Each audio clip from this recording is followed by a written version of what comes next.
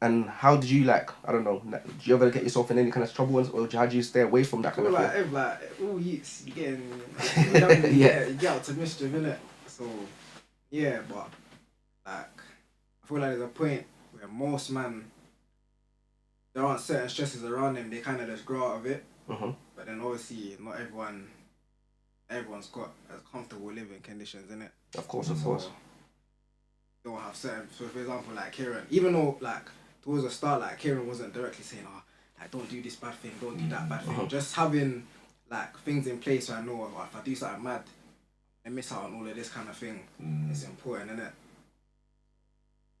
But man, I guess it's like having things that are valued, like knowing that I could lose them, that kind of kept man focused on. Cool. So I had a brief conversation with you just before we got into the building about where you came from and where you come from, Elephant and Castle. So can you tell us a bit more about how it was when you were growing up in Elephant and Castle? When I was younger, like, what do you mean by how it was when I was younger? How it was for what the circumstances were like, what school was like, what was it like growing up, you and your family? When I was at school, it was more lively, I'd say, innit? Like, there was more youths about, like, on my block and that, because I have a neighbour in the States where, like, youths will come over. I guess Haygate was... Yeah. I guess they were still there then.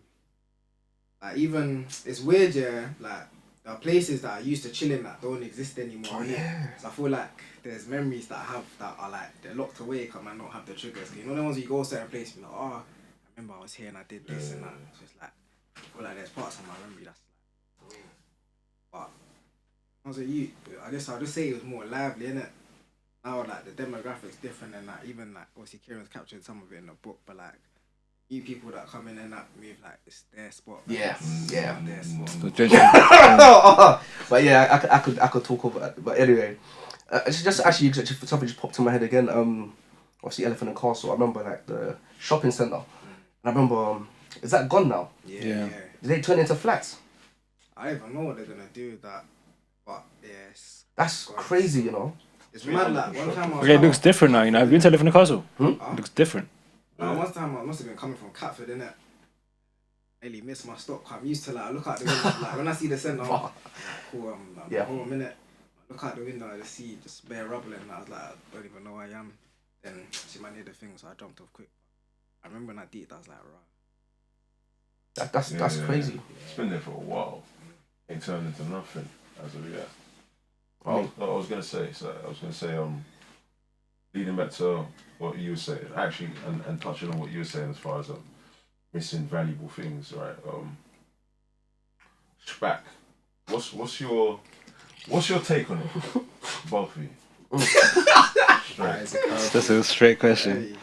I mean, I say in the book that the context of the book where the SPAC comes in is where the character Carl is kind of simultaneously saved by them, but also obviously sees the corruption involved in their houses. So I guess I saw a balance of the support that he was given and the fact that he was pulled out of a very, very precarious situation, like a situation where I was like, as in he could have died any day, and he was pulled out of that situation and given a house there where he could just go to and from college without having to worry about that stuff. And I would, as I described in the book, I went to visit him at that house and saw that he was no longer someone that was like, he was calm, he was breathing slowly, he was like, he was actually like a different person in 2 weeks living in this other house. But of course, I also have done my research and I've had enough conversations to know other stuff that was going on. And then just from speaking to the character of Carl, which is a fictional character, by the way, but based on a real person who came to write the book, he saw bare stuff there that was corrupt. So he was saved by it and he was grateful for that, but he was also like, there's people being taken advantage of. So that's my take on it. You think? I don't know, to be honest, I don't really know what they're up to now. Like, my only interaction really was either reading about it through researching it or through him. That's my kind of like... You didn't see nothing? Pastor Toby's finessing in Fendi right now. You know what I'm saying? I mean, I saw enough in that, like, I know what he was telling me was true. You know. Okay. Do you reckon their take, or not their philosophy, like what they were trying to do was alright, but how they were going about it is a bit mad? I guess you could say that, yeah. Yeah.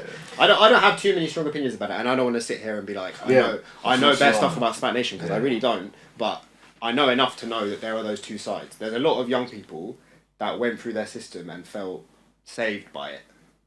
Uh-huh. And the raw fact of removing someone from an environment where they're potentially going to die, that's potentially life-saving. Yeah. I think it was life-saving for Carl, genuinely. I do generally think, like, for example, if you one of the big issues in terms of like knife crime and stuff like that, or if you've got like beef and ends, the problem is sometimes you can't just move, you can't just relocate, and people know where you are, and it's that's when you might feel like you want to protect yourself a bit more, or you're living under constant pressure and it's stressing you out. So I guess that is a very good thing to be taken out of that environment where, like I said, you potentially could just lose your life and then being somewhere where you're kind of safe. But I think they do good things from what I've heard. But I think it's weird because I think they do the good things, but they're still exploiting people as well at the same time. It's like it's a bit. It's what's the term for it? You know, glass half full kind of shit. But yeah, that's the kind of thing I think about SPAC. But yeah, I can ask you, Dimitri, as a young person, obviously, have you ever like had any interactions with SPAC? No, what's mad, yeah. It's weird how the world works, innit? I was in Bagel with two of my guys, yeah, and then one of them, running in it. Obviously, my man's passed out in Bagel now, so Bro. obviously, luckily it weren't packed in it, so no one's clocked.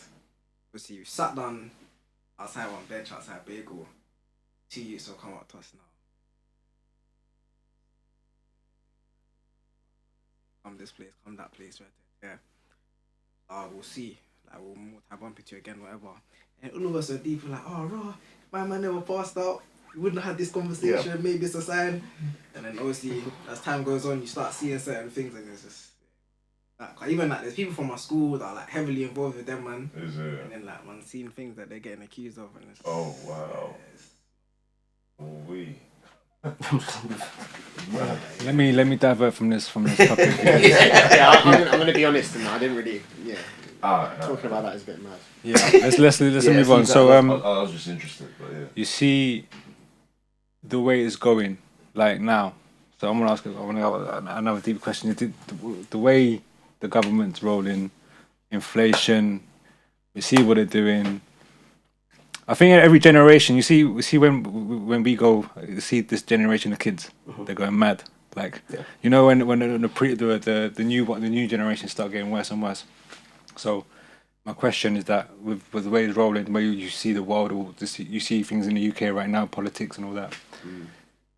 How do you see it being played out for young people in the future? Like, do you think it's going to be detrimental to them? The way things are going now. Definitely, yeah. In what sense, or like, how would you describe? So many. I mean, I think there's several factors playing into it. I think COVID is still playing out in people's lives. You know, people have spent a lot of. I mean, everyone has spent time affected by that. But I think if you're young and you've been forced to navigate your teenage years or even younger in lockdown, supposed to have been learning in a social environment like a school, that's still affecting people. And the recovery of that being in a time where inflation's happening. And Brexit's happened, and the government is just a bunch of corrupt. Like, the amount of corruption taking place is on a weekly, daily basis. I think if you're a young person growing up now, it's kind of hard to see how it's not that wouldn't be something that's destabilizing a bit, especially if you're already in a community that is suffering, or you're in a family that doesn't have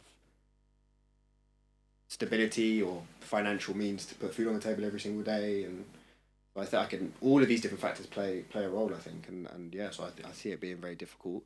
That being said, I guess I also have seen the resilience of young people, and I guess there's a lot of hope as well out there as well. It's not all doom and gloom, and that's something I try and show in the book, that like through the stories of a lot of the young people I have worked with, you can find such hope and amazing resilience in it as well. So Yeah, it's a mad. The world is crazy. The world is like evolving in a way that seems like a negative thing, and I think if you're young and vulnerable, that's going to affect you. But I think there's also a lot of hope too. There has to be. Yeah.